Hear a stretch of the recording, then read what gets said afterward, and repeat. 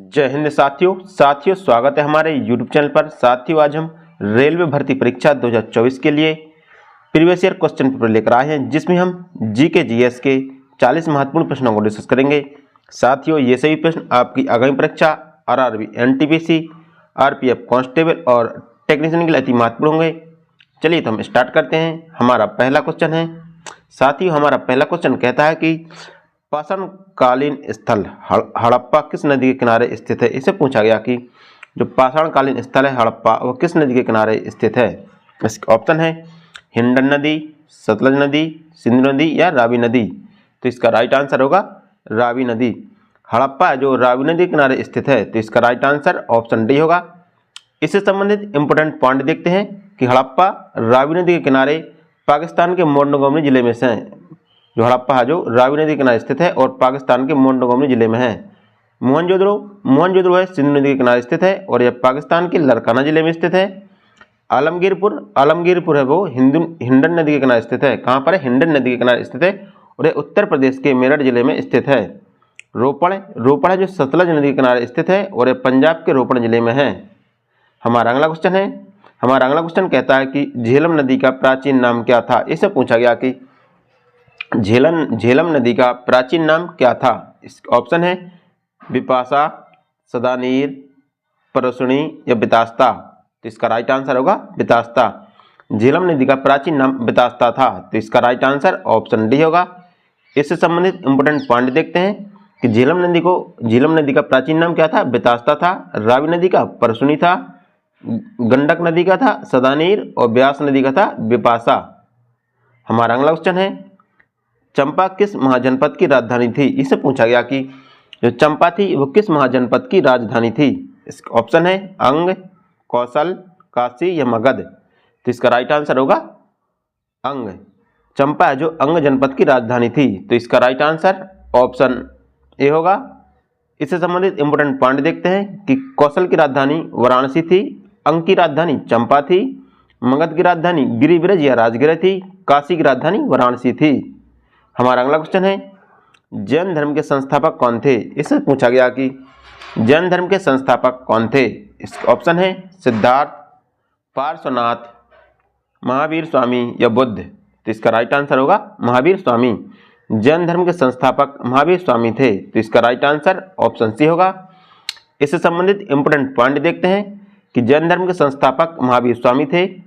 महावीर स्वामी का जन्म 540 ईसा पूर्व हुआ था। कब हुआ था? 540 ईसा पूर्व हुआ था। और कहाँ पर हुआ था? कुंडग्राम वैशाली के निकट हुआ था।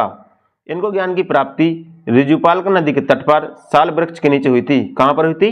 ऋजुपालका नदी के तट पर और साल वृक्ष के नीचे इनको ज्ञान की प्राप्ति हुई थी। इनके बचपन का नाम वर्धमान था और इनके पिता का नाम सिद्धार्थ था। हमारा अगला क्वेश्चन है, गौतम बुद्ध का जन्म कहाँ हुआ। इससे पूछा गया कि गौतम बुद्ध का जन्म कहाँ हुआ था। इसका ऑप्शन है पाटलिपुत्र, श्रावस्ती, कौशल या लुम्बिनी। तो इसका राइट आंसर होगा लुम्बिनी। गौतम बुद्ध का जन्म लुम्बिनी नेपाल में हुआ था, तो इसका राइट आंसर ऑप्शन डी होगा। इससे संबंधित इंपोर्टेंट पॉइंट देखते हैं। गौतम बुद्ध थे जो बौद्ध धर्म के संस्थापक थे। कौन थे? गौतम बुद्ध बौद्ध धर्म के संस्थापक थे। इनका जन्म 563 ईसा पूर्व हुआ था। इनका जन्म कब हुआ था? 563 ईसा पूर्व बौद्ध धर्म का जन्म हुआ था। इनका जन्म स्थान था लुम्बिनी जो नेपाल में है। इनको ज्ञान की प्राप्ति निरंजना नदी के तट पर पीपल वृक्ष के नीचे हुई थी। कहाँ पर? निरंजना नदी के तट पर पीपल वृक्ष के नीचे इनको ज्ञान की प्राप्ति हुई थी। इनके बचपन का नाम सिद्धार्थ था। गौतम बुद्ध के बचपन का नाम सिद्धार्थ था और इनके पिता का नाम शुद्धोधन था। हमारा अगला क्वेश्चन है, बुद्ध के गृह त्याग का प्रतीक क्या था। इससे पूछा गया कि बुद्ध के गृह त्याग का प्रतीक क्या था। इसका ऑप्शन है कमल, स्तूप, घोड़ा या पीपल। तो इसका राइट आंसर होगा घोड़ा। बुद्ध के गृह त्याग का प्रतीक घोड़ा था, तो इसका राइट आंसर ऑप्शन सी होगा। इससे संबंधित इंपोर्टेंट पॉइंट देखते हैं। गृह त्याग का प्रतीक घोड़ा था, ज्ञान का प्रतीक पीपल जो बोधगया में है, और जन्म का प्रतीक कमल था और मृत्यु का प्रतीक स्तूप था। बुद्ध ने अपना प्रथम उपदेश सारनाथ में दिया था। कहाँ पर दिया था? बुद्ध ने अपना प्रथम उपदेश सारनाथ में दिया था। बुद्ध ने अपने उपदेश पाली भाषा में दिए। किस भाषा में दिए? जनसाधारण की भाषा पाली भाषा में दिए थे। बुद्ध ने अपने सर्वाधिक उपदेश श्रावस्ती में दिए। कहाँ पर? बुद्ध ने अपने सर्वाधिक उपदेश श्रावस्ती में दिए। हमारा अगला क्वेश्चन है मगध की राजधानी क्या थी। इससे पूछा गया कि मगध की राजधानी क्या थी। इसका ऑप्शन है महिष्मती, राजगृह, मथुरा या विराटनगर। तो इसका राइट आंसर होगा राजगृह। मगध की राजधानी राजगृह या ग्रीवेज थी। तो इसका राइट आंसर ऑप्शन बी होगा। इससे संबंधित इंपोर्टेंट पॉइंट देखते हैं कि मगध की राजधानी राजगृह या ग्रीवेज थी। अवंती की राजधानी महिष्मती थी। मत्स्य की राजधानी विराटनगर थी। सूरसेन की राजधानी मथुरा थी। मगध के सबसे प्राचीन वंश का संस्थापक वैदरथ था। जो मगध में सबसे प्राचीन वंश का संस्थापक वैदरथ था और इसकी राजधानी ग्रीवेज या राजगृह थी। मगध के सबसे प्राचीन वंश का संस्थापक वैदरथ था और इसकी राजधानी ग्रीवेज या राजगृह थी। हमारा अगला क्वेश्चन है हाथी गुफा अभिलेख किस शासक से संबंधित है। इससे पूछा गया कि जो हाथी गुफा अभिलेख है वो किस शासक से संबंधित है। इसके ऑप्शन है रुद्रदमन से, कलिंग राजा खरवेल से, पुलकेशिन द्वितीय से या समुद्रगुप्त से। तो इसका राइट आंसर होगा कलिंग राजा खरवेल से। जो हाथी गुफा अभिलेख है वो कलिंग राजा खरवेल से संबंधित है। तो इसका राइट आंसर ऑप्शन बी होगा। इससे संबंधित इंपोर्टेंट पॉइंट देखते हैं। जो हाथी गुफा अभिलेख है वो कलिंग राजा खरवेल से संबंधित है। जूनागढ़ अभिलेख जो जूनागढ़ अभिलेख है वो रुद्रदमन से संबंधित है। प्रयाग स्तंभ लेख है वो समुद्रगुप्त से संबंधित है। ऐहोल अभिलेख पुलकेशिन द्वितीय से संबंधित है और नासिक अभिलेख गौतमी बालश्री से संबंधित है। हमारा अगला क्वेश्चन है भारत की प्रथम महिला शासिका कौन थी। इसका ऑप्शन है अन्ना चंडी, मदर टेरेसा, रजिया सुल्तान, राजकुमारी अमृता कौर। इसका राइट आंसर होगा रजिया सुल्तान। भारत की प्रथम महिला शासिका रजिया सुल्तान थी। तो इसका राइट आंसर ऑप्शन सी होगा। हमारा अगला क्वेश्चन है भारत के प्रथम मुस्लिम राष्ट्रपति थे। इसमें पूछा गया कि भारत के प्रथम मुस्लिम राष्ट्रपति कौन थे। इसका ऑप्शन है अबुल कलाम आजाद, सरदार वल्लभ भाई पटेल, डॉक्टर राजेंद्र प्रसाद, डॉक्टर जाकिर हुसैन। तो इसका राइट आंसर होगा डॉक्टर जाकिर हुसैन। भारत के प्रथम मुस्लिम राष्ट्रपति डॉक्टर जाकिर हुसैन थे। तो इसका राइट आंसर ऑप्शन डी होगा। इससे संबंधित इंपोर्टेंट पॉइंट देखते हैं। तो डॉक्टर जाकिर हुसैन भारत के प्रथम मुस्लिम राष्ट्रपति थे। कौन थे। भारत के प्रथम मुस्लिम राष्ट्रपति डॉक्टर जाकिर हुसैन थे। डॉक्टर राजेंद्र प्रसाद भारत के प्रथम राष्ट्रपति थे। कौन थे। भारत के प्रथम राष्ट्रपति डॉक्टर राजेंद्र प्रसाद थे। और भारत के प्रथम उप प्रधानमंत्री एवं गृह मंत्री सरदार वल्लभ भाई पटेल थे। भारत के प्रथम उप प्रधानमंत्री या गृह मंत्री सरदार वल्लभ भाई पटेल थे। अबुल कलाम आजाद भारत के प्रथम शिक्षा मंत्री थे। कौन थे। भारत के प्रथम शिक्षा मंत्री अबुल कलाम आजाद थे। हमारा अगला क्वेश्चन है निम्न में कौन सी नदी डेल्टा नहीं बनाती। इसमें पूछा गया कि कौन सी नदी है जो डेल्टा नहीं बनाती है। ऑप्शन है कृष्णा नदी, गोदावरी नदी, नर्मदा नदी या गंगा नदी। तो इसका राइट आंसर होगा नर्मदा नदी। नर्मदा नदी है जो डेल्टा नहीं बनाती है। तो इसका राइट आंसर ऑप्शन सी होगा। साथियों नर्मदा नदी अरब सागर में गिरने वाली नदी है। कौन सी। अरब सागर में गिरने वाली नदी है। बाकी कृष्णा नदी, गोदावरी नदी और गंगा नदी ये सब कैसी हैं। हिंद महासागर और बंगाल की खाड़ी में गिरने वाली नदियां हैं। हमारा अगला क्वेश्चन है निम्न में कौन सी गुप्तचर संस्था जापान से संबंधित है। इसमें पूछा गया कि कौन सी गुप्तचर संस्था जो जापान से संबंधित है। इसका ऑप्शन है मोसाद, नाइचो, मुखबरत, सवाक। तो इसका राइट आंसर होगा नाइचो। नाइचो गुप्तचर संस्था जो जापान से संबंधित है। तो इसका राइट आंसर ऑप्शन बी होगा। इससे संबंधित इंपोर्टेंट पॉइंट देखते हैं। नाइचो है जो जापान की गुप्तचर संस्था है। मोसाद इजराइल की संस्था है। मुखबरात मिस्र की संस्था है और सवाक इराक की गुप्तचर संस्था है। हमारा अगला क्वेश्चन है नाटो का मुख्यालय कहाँ है। इसमें पूछा गया कि नाटो का मुख्यालय कहाँ पर है। इसका ऑप्शन है जिनेवा, ब्रुसेल्स, लंदन या मनीला। तो इसका राइट आंसर होगा ब्रुसेल्स। नाटो का मुख्यालय ब्रुसेल्स में है। तो इसका राइट आंसर ऑप्शन बी होगा। साथियों इससे संबंधित इंपोर्टेंट पॉइंट देखते हैं। नाटो का मुख्यालय ब्रुसेल्स में है और नाटो का मतलब होता है the North Atlantic trade organisation. क्या। The North Atlantic trade organisation NATO का मतलब होता है। इसकी स्थापना 4 अप्रैल 1949 को की गई थी। हमारा अगला क्वेश्चन है मानव शरीर का पीएच मान किस श्रेणी के अंतर्गत कार्य करता है। इसमें पूछा गया कि मानव शरीर का पीएच मान किस श्रेणी के अंतर्गत कार्य करता है। इसका ऑप्शन है 7.2 से 8.1, 7.0 से 7.8, 6.9 से 7.2, 7.0 से 9.0।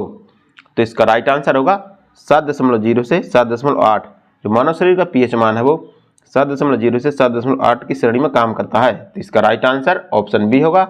हमारा अगला क्वेश्चन है, भारतीय संघ का सबसे दक्षिणी बिंदु है क्या है जहां सुनामी आई थी।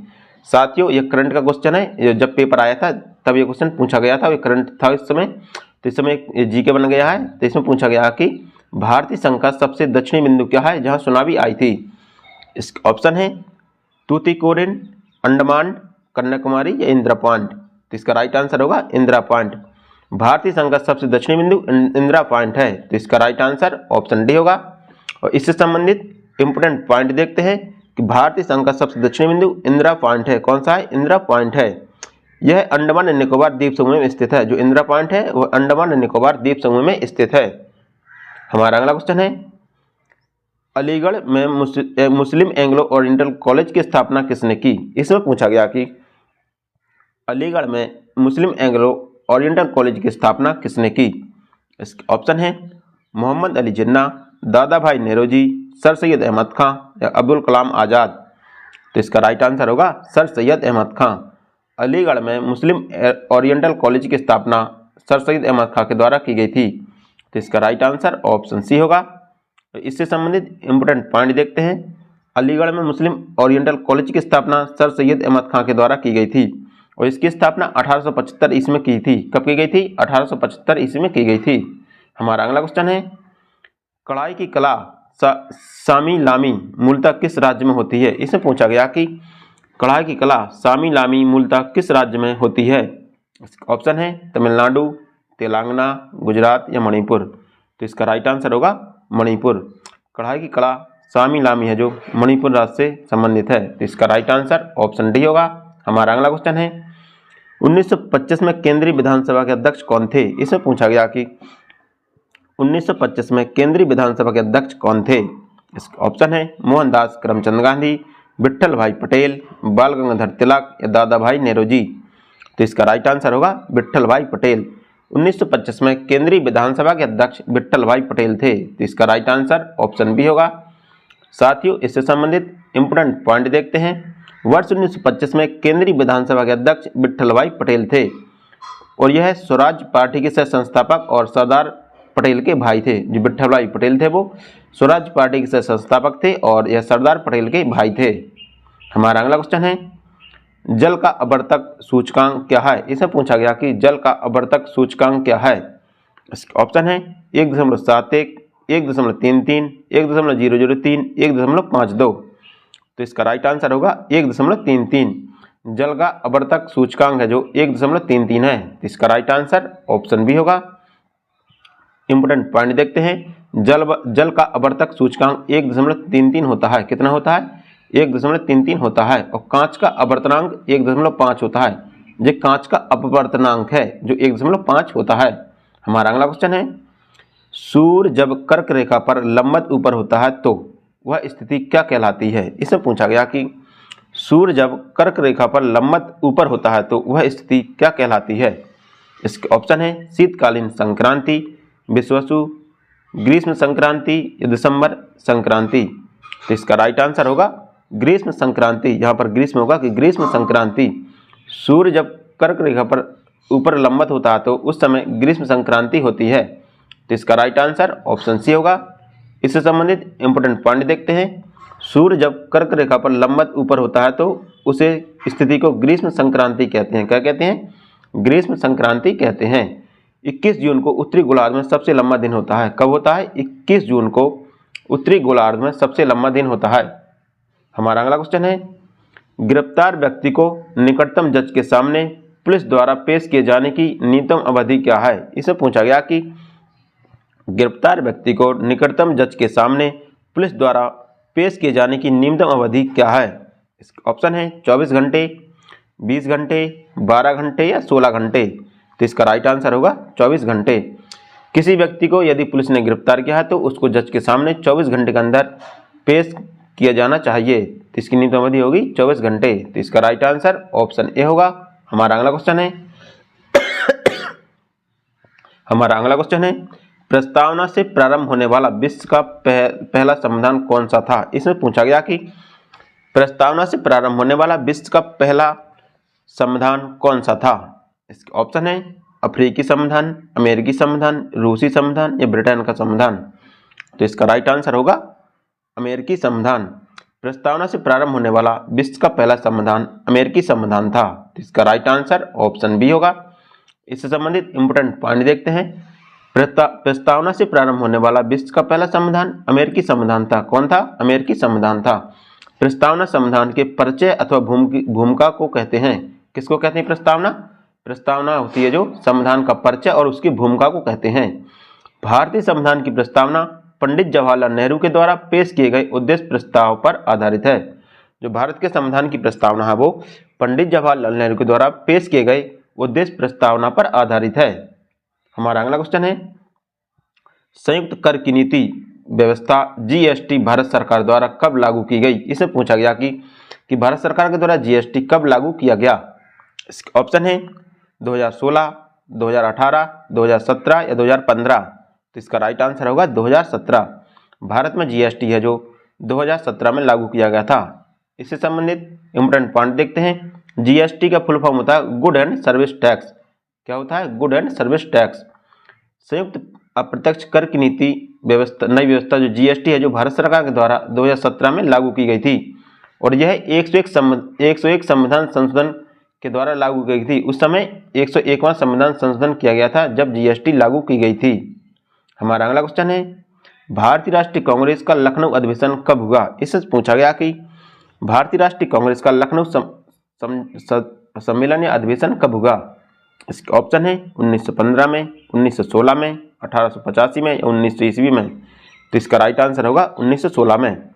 भारतीय राष्ट्रीय कांग्रेस का लखनऊ अधिवेशन 1916 में हुआ था। इसका राइट आंसर ऑप्शन बी होगा। हमारा अगला क्वेश्चन है, नीति आयोग के संबंध में नीति का पूर्ण रूप क्या है। इसमें पूछा गया कि नीति आयोग के संबंध में नीति का पूर्ण रूप क्या है। इसका ऑप्शन है national institute for transforming India, national institute for training industries, national institute of technology introduction, national institute of technology India. तो इसका राइट आंसर होगा national institute for transforming India. जो नीति आयोग का फुल फॉर्म है national institute for transforming India. तो इसका right answer option A होगा। हमारा अगला क्वेश्चन है, भारत के 14वें वित्त आयोग के अध्यक्ष कौन थे। इसमें पूछा गया कि भारत के 14वें वित्त आयोग के अध्यक्ष कौन थे। इसका ऑप्शन है रघुराम राजन, अभिजीत सेन, वाई.वी. रेड्डी या उर्जित पटेल। तो इसका राइट आंसर होगा वाई.वी. रेड्डी। भारत के 14वें वित्त आयोग के अध्यक्ष वाई.वी. रेड्डी थे। तो इसका राइट आंसर ऑप्शन सी होगा। यदि हम बात करें 15वें वित्त आयोग के अध्यक्ष, तो 15वें वित्त आयोग के अध्यक्ष एन के सिंह थे। कौन थे? एन के सिंह थे। 15वें वित्त आयोग के अध्यक्ष एन के सिंह थे। हमारा अगला क्वेश्चन है, भारतीय संविधान के वृत्त आकार के लिए निम्न में से किसका योगदान नहीं है। इसमें पूछा गया कि भारतीय संविधान के वृत्त आकार के लिए निम्न में से किसका योगदान नहीं है। इसका ऑप्शन है ऐतिहासिक कारक, केंद्र एवं राज्यों के लिए एक ही संविधान, भौगोलिक कारक या स्वास्थ्य कारक। तो इसका राइट आंसर होगा स्वास्थ्य कारक। स्वास्थ्य कारक है जो भारतीय संविधान के वृत्त आकार के लिए योगदान नहीं करता है। तो इसका राइट आंसर ऑप्शन डी होगा। हमारा अगला क्वेश्चन है, सोलेनाइड के भीतर चुंबकीय क्षेत्र क्या होगा। इसमें पूछा गया कि सोलेनाइड के भीतर चुंबकीय क्षेत्र क्या होगा। इसका ऑप्शन है असमान, यादृच्छिक, एक समान या असतत। तो इसका राइट आंसर होगा एक समान।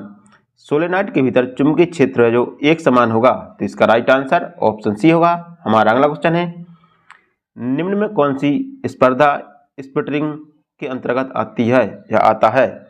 इसमें पूछा गया कि कौन सी स्पर्धा जो स्प्रिटिंग के अंतर्गत आती है। इसका ऑप्शन है 100 मीटर की दौड़, गोला फेंक, हैमर थ्रो या चक्का फेंक। तो इसका राइट आंसर होगा 100 मीटर की दौड़।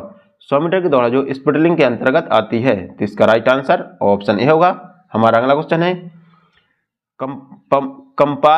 यहाँ पर होगा पंपास। यहाँ पर पंपास घास भूमि कहाँ पाई जाती है। साथ ही यहाँ पर मिस्टेक हो गई है, यहाँ पर होगा पंपास घास भूमि कहाँ पाई जाती है। इसके ऑप्शन है अर्जेंटीना, इक्वेडोर, मेक्सिको या भारत। तो इसका राइट आंसर होगा अर्जेंटीना। साथियों, अर्जेंटीना में पंपास घास के मैदान पाए जाते हैं। तो इसका राइट आंसर ऑप्शन ए होगा।